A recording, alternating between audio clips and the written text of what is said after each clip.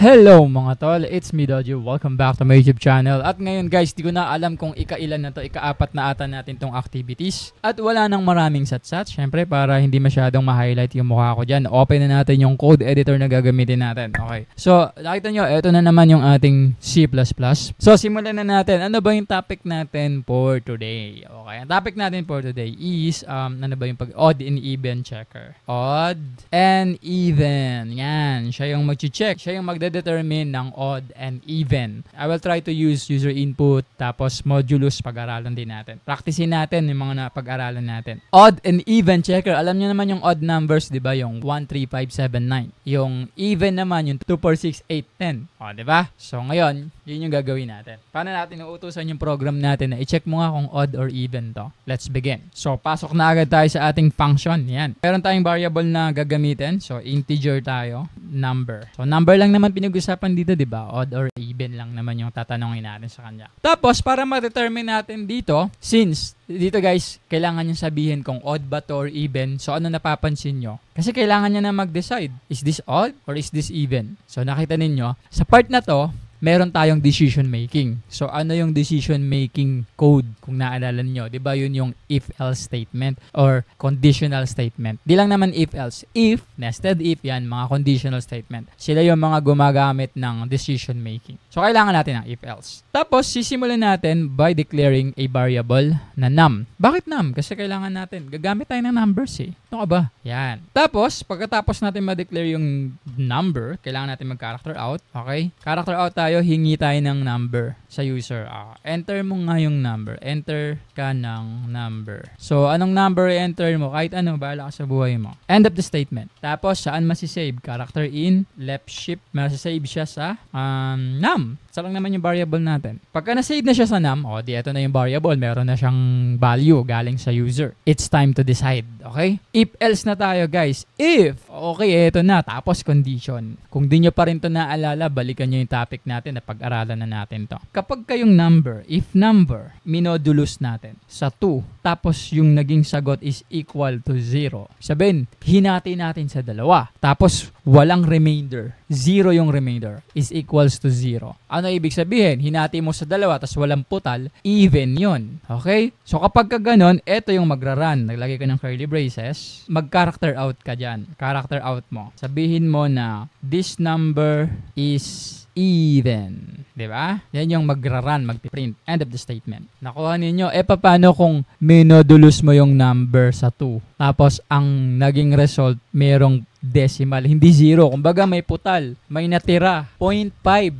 Ano yon? Even ba yon pag may putal? Hinati mo sa dalawa, tapos may remainder. Even? Hindi. Odd yun. Di else. Else else, pagka hinati mo, may putal, eto yung magpiprint or magka-character out. Character out mo, ano? This number is odd.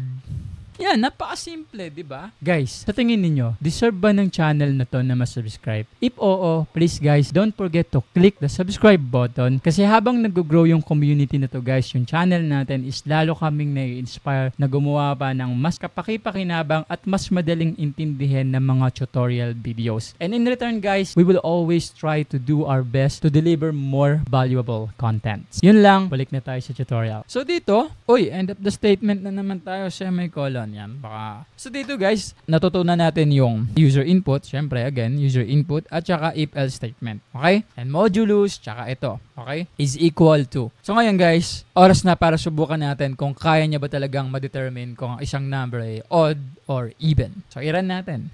Yan, di ba? Kailangan nating i-run. Enter ka ng number at 10.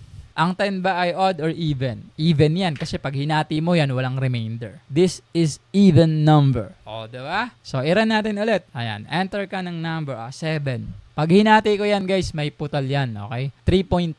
So, may 0.5, hindi equals to 0 yung modulus. So, odd number yan. This number is odd. Yun, di ba? Napakadali guys. Naintindihan namin yung struggle nung nag-aaral watching videos. Alam namin na mahirap yung mag-backward and forward. Tapos ipopost mo pa kapag kailangan mong kopyahin yung code. Kaya naman guys, gumawa kami ng PDF notes kung saan doon namin nilagay yung mga topic, yung mga code example, yung mga explanations. And so many times guys, yun din yung ginagawa kong timeline at keywords para sa mga topic na ginagawa ko dito sa YouTube. YouTube. So ang masasabi ko lang guys is mas advanced pa yon kumpara sa mga topic natin dito. Mas marami siyang laman. And soon enough, maglalagay kami doon sa PDF ng mga link ng mga unlisted videos. Pag sinabi nating unlisted videos guys, ito yung mga tutorial na hindi namin pinpublic. You can only access them kapag ka meron kang link. Makakatulong sa inyo tong PDF. Napakamura lang niya guys. Bakit may bayad? Kasi syempre, nag-hire ako ng mga tao na tutulong sa akin gumawa. So if you're interested guys, andyan yung link sa baba. And if you're going to ask me, is it worth it? Of course, it's worth it. Again guys, yun lang. Balik na tayo sa tutorials. So ito yung simple activity natin for today. Even or odd checker. Okay guys, sana may natutunan ka. Kung meron, please share mo sa mga klase mo. Huwag mo i-gatekeep. Huwag kang madamot, okay? Pag gine-gatekeep mo yan, hindi ka lang sa klase mo nagdadamot, pati sa akin.